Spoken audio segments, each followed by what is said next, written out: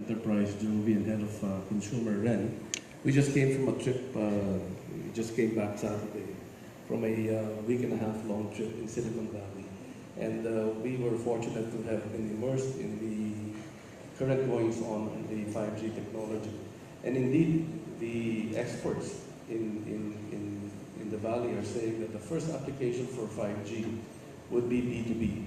That is, enterprises of the first adopters of such technology, and most likely it will come in the form of antenna reception devices that you put out in the externally that connects to a wide area network internally. To be able to facilitate real-time agile functions such as data analytics, telemetry, data analytics, Internet of Things, and really putting compute, as Jojo said, speed, scale, and reliability access that will allow for compute power to be at in nomadic form. Down the road, and the forecast is that within the next 3 to 5 years, there will be a massive rush of technology hardware providers to incorporate reception of 5G into mobile devices. And with such adoption and scale by these mobile operators, hopefully the prices will come down that would allow for a consumer application of 5G experiences that were mentioned earlier on richer video, richer life solutions, such as telemetry, home management, home security, video entertainment experiences on really very vivid platforms. Okay. Mamaya yung sapatos niya may sensor. Yes, sir, please. Good afternoon. My name is Reggie Ramos of VROnthego.net. My question is for Mr. Horn.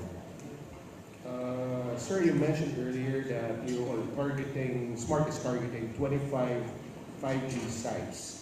My question is, by when will these sites be completed? The target is to build this within the course of the next 6 months about. We are constrained by the availability of equipment because we are really at the beginning of the availability of these technologies. So that's an indication. If we need more, we will build more. This is a partnership. So we basically said the first thing what we want to do is to, wherever we have coverage today, we want to also provide 5G coverage. Then we will have to upgrade some individual solutions. That's, for example, additional sites, like in hotels or in event areas. But we also want to think about new Clark City when we talk about the stadium and the new government building. So that makes it up. But as I said, this is flexible. We are not bound to that number, and we do it as fast as our partner Ericsson can help us to do it. But so it's follow-up questions. So it's possible that if equipment is available, it could be implemented by next year. All of these sites. It will be implemented by next year for sure. It will be implemented. Yes, it will be implemented by beginning of next. I would say second quarter of next year latest. But as I said, these are plans. These are dependent on certain prerequisites. But we can, one side will not make it. You need a certain area in order to really have a realistic kind of environment to try. A follow-up question, sir. In 2016, you announced in Boracay about the rollout of Smart 5G. And if my memory serves me correct, we are targeting around 2020 or 2021 for the complete rollout. My question is, are we still on schedule for that? Absolutely.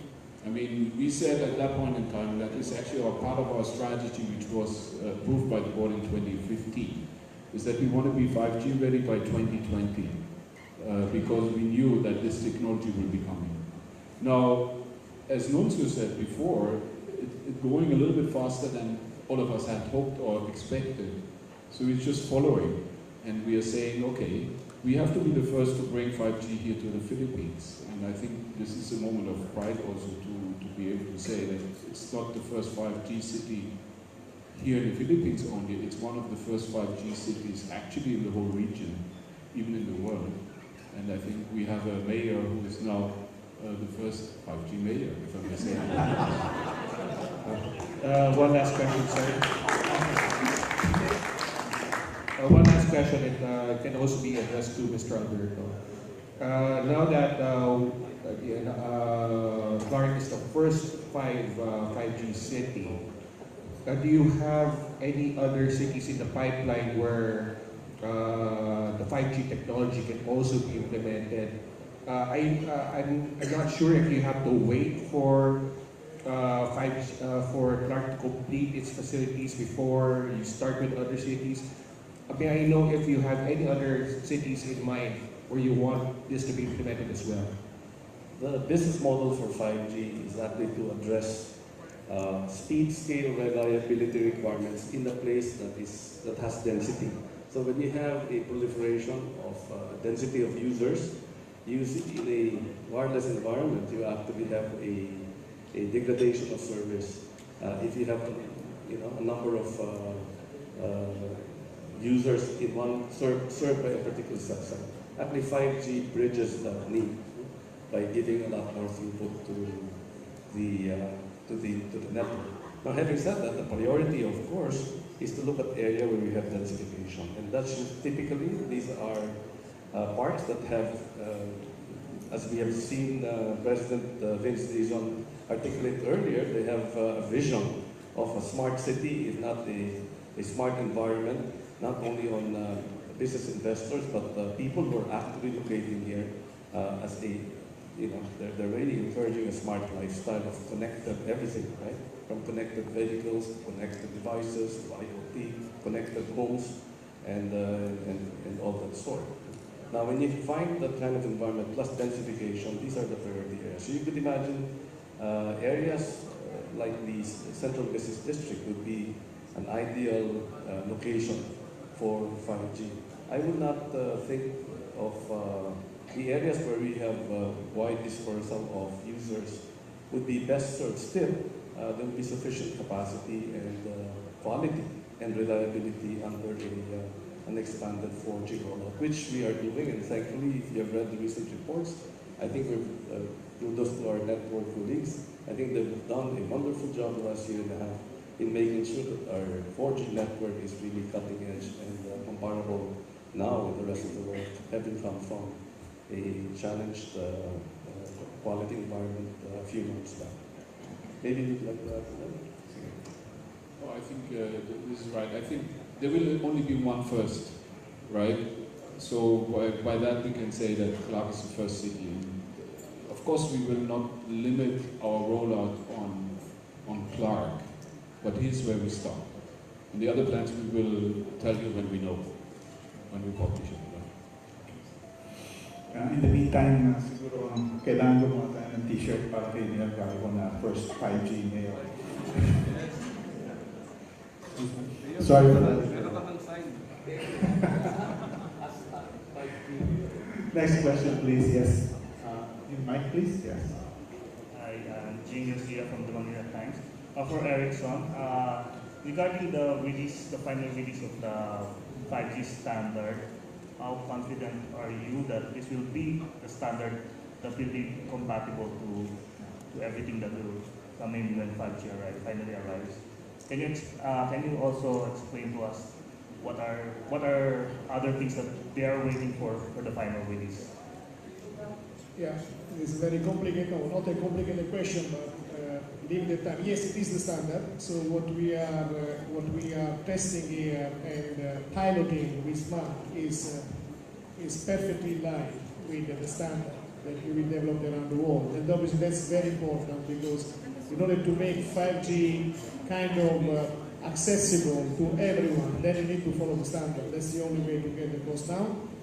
And what kind of features? I think 5G we stretch all possible KPIs. Depending on how you want to use it, you can have better capacity because 5G is a technology that gives you the possibility to manage with one radio, I don't know, 100 megahertz or 200 megahertz or even 500 megahertz on the on the millimeter wave, so you can, or you can have obviously very speed, very fast kind of reaction time. It depends on how you want to use it. There are things that Joachim said before, maybe when the spectrum will be available, and it is available, think about 3.5. I mean, you can, for example, maybe use a 3.5 with 4G first, and then with some features which are called dynamic spectrum allocation, you can have on the same radio simultaneously 4G and 5G, so that it makes your business case viable, so that you offer 4G to the 4G subscribers, simultaneously 5G to the ones that can buy an expensive mobile phone and get the better service, and then you go like that, as it was done before between GSM and 5G. So it's, I think the more we go and the more we have learned a lot from the 4G experience. And we have been talking to a lot of industries and university. And so let's say that we are a bit smarter than before. So we are more kind of thinking how to operate the network and to the consumer, while before we were more technology kind of driven. I mean, Joachim said before, I trust my vendor, I'm focusing on my customer, and that is a bit what is happening, which is good for the industry, I believe. Okay. Thank you. If I just can add on to that. It was a clear requirement not to deploy equipment which is not standard compliant. So that was one of the #1 requirements we have. Now, as with every standard, you will have every year coming out new releases. But the great thing about the new technology is everything is software upgradable. So the moment the hardware is standard compliant, most of the new features will come with software. And this is what's happening also to LTE. We still get every year a bunch of new features which we are also deploying. That's the reason why we can now have 500 megabit per second. And very soon there will be gigabit LTE as well, because of new standards coming along and the ability to deploy that and devices becoming available. So the same will happen to 5G. So from day one, it will be standard compliant.